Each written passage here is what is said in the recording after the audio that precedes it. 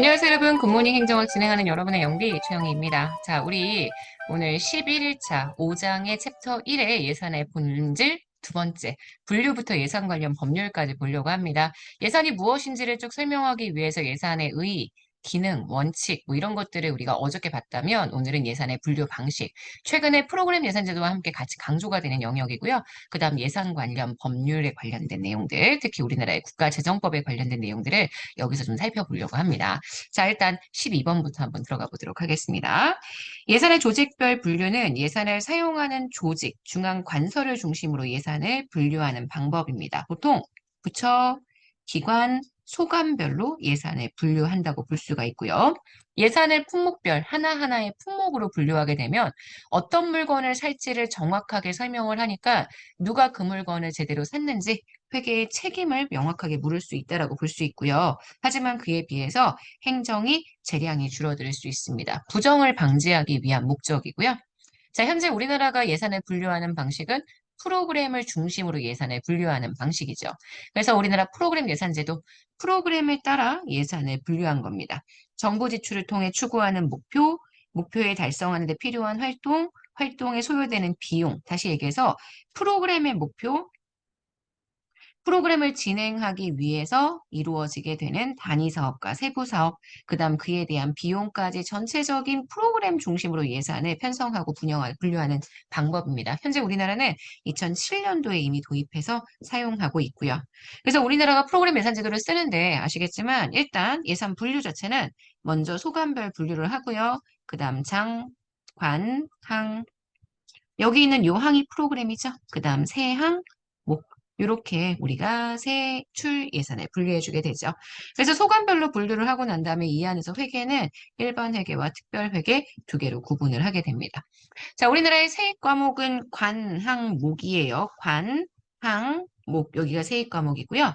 관과 항은 국가재정법에서 규정하는 입법 과목, 그 다음 목은 기획재정부 장관이 정하는 행정 과목.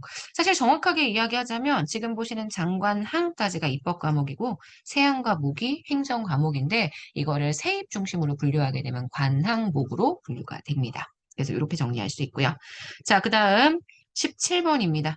조세 부담률은 국세 및 지방세 수입, 조세가 경상 GDP 전체에서 차지하는 비중으로 계산이 되고요.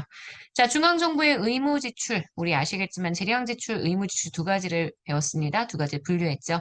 의무 지출은 법률에 따라 이미 지출 의무가 발생하게 되며 법령에 따라 지출 규모가 결정되는 주로 법정인 지출, 법정 지출과 이자 지출을 설명하는 개념입니다. 19번. 국가재정법에서 재정의 건전성 관리들 굉장히 중요하게 생각하면서 보증 채무와 같은 국가 채무에 대한 이야기했는데 국가 채무는 아시겠지만 채권, 그다음 차입금, 그다음 국고 채무 부담행위 여기까지만 원래 들어가고요. 본래 보증 채무는 국가 채무에 해당하지 않죠. 근데 만약에 국가가 대지급 이행을 이미 확정했다라고 이야기한다면 그 경우에 보증 채무는 국가 채무에 포함이 된다. 이렇게 정리할 수 있습니다. 20번입니다.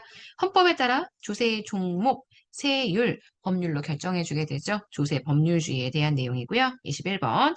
현재 우리나라는 예산회계법과 기금관리법을 통폐한 국가재정에 관한 총칙을 규정한 법, 이 법이 바로 국가재정법입니다. 국가재정법이 제일 중요한데 국가재정법 설명만 났어요. 그래서 국가재정법 이렇게 해서 집어넣어 주시면 됩니다.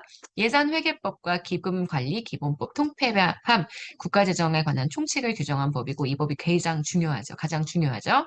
2006년에 제정이 되어서 2007년부터 시행이 되고 있는데 이 2007년의 국가재정법 지금 보시는 프로그램 예산제도 그다음 2006년에 디브레인 총액배분 자율편성제도 이 전체가 다 국가재정법을 통한 예산제도의 개혁이 있다는 점도 같이 기억해 주시면 됩니다. 자, 22번입니다.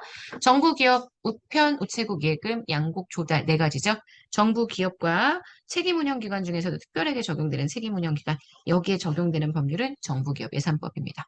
지방재정 관련 법률은 지방재정법도 있고 지방회계법도 있고요. 지방공기업법 등도 있습니다. 그래서 23번까지 내용들을 정리할 수 있었어요. 자, 그 다음이요. 이번에 문제 한번 들어가 보도록 하겠습니다. 1번부터 한번 가볼게요. 예산 분류 방식의 특징에 대한 다음 설명 중 옳은 것. 기능별 분류는 시민을 위한 분류입니다. 왜냐하면 어떤 기능으로 예산이 쓰였는지 알기 때문에 시민들이 예산을 알아보기가 쉽죠. 일반 행정비, 교육비, 국방비 이렇게 예산이 어떤 기능을 담당하고 있는지 요걸 보여주는 제도인데 분류 방법인데 그러면 행정수반의 사업계획 수립에 도움이 분명히 되겠죠. 그래서 요거 X고요. 조직별 분류는 부처 예산이 얼마나 들어가는지 파악할 수 있습니다. 하지만 그 지출이 어떤 목적인지 예산의 성과는 어떻게 파악할 수 있는지 이런 걸 분류하긴 좀 어렵고요. 이런 건 주로 사업별 분류를 해줘야 되겠죠. 자, 품목별 분류는 사업의 지출 성과, 결과에 대한 측정이 곤란합니다. 다만 예산을 정직하게 쓸 수 있다는 것, 통제가 가능하다는 게 특징이 됩니다. 그 3번 맞는 선지고요. 4번 예산의 경제적 성질별 분류, 원정 고용을 위한 예산, 경제 안정화를 위한 예산, 보통 이렇게 정부활동 효과를 파악하기 위한 예산 제도여서 국민소득, 자본의 형성 등에 대한 정부활동 효과를 파악하는 데 유리한 예산 제도가 됩니다. 품목별 예산 제도는 예산 집행기관의 재량을 확대할 수가 없습니다. 통제 지향의 예산 제도가 되겠죠. 그래서 1번의 정답이 되는 게 몇 번이냐면 3번입니다. 자, 2번 가볼게요. 우리나라 프로그램 예산 제도. 아시겠지만 프로그램 예산 제도는 예산을 프로그램 중심으로 편성하는 제도입니다. 세부 업무와 단가를 통해서 예산 금액을 산정하는 상향시의 방식을 사용하고 있다. 아니고요. 일단 프로그램 예산 제도는 프로그램을 먼저 결정을 해서 그 프로그램별 사업에 대한 내용들을 정리하게 됩니다. 게다가 우리나라는 이 프로그램 편성에 있어서 총액 배분 제도를 함께 사용하고 있기 때문에 세부 업무와 단가를 통해 예산 금액을 산정하는 형태의 방식이 아닙니다. 프로그램은 물론 단년도 중심의 예산 제도이기는 하지만 이 단년도도 우리나라 중기사업계획 통해 가지고 내용을 정리하고 있기 때문에 완벽한 단년도라고 얘기할 수 없습니다. 1번 X입니다. 프로그램은 현재 동일한 정책을 수행하는 단위 사업의 묶음이고요. 예산 운영의 초점은 성과 중심입니다. 프로그램, 단위 사업, 세부 사업 이게 세항, 그리고 요새는 잘 구분하지 않지만 세세항에 해당하는 내용이라고 보실 수 있고요. 그래서 이번에 설명으로 옳지 않은 건 현재 1번이 되는 것 확인할 수 있습니다. 자, 여기까지 해서 우리는 챕터 1의 예산의 분류부터 예산 관련 법률, 챕터 1의 전체적인 내용들을 마무리했습니다. 여기까지 해서 챕터 1은 마무리를 하고요. 내일은 챕터 2의 내용으로 들어가도록 하겠습니다. 여러분, 오늘 하루 잘 보내시고요. 오늘 하루도 정말 여러분 거예요.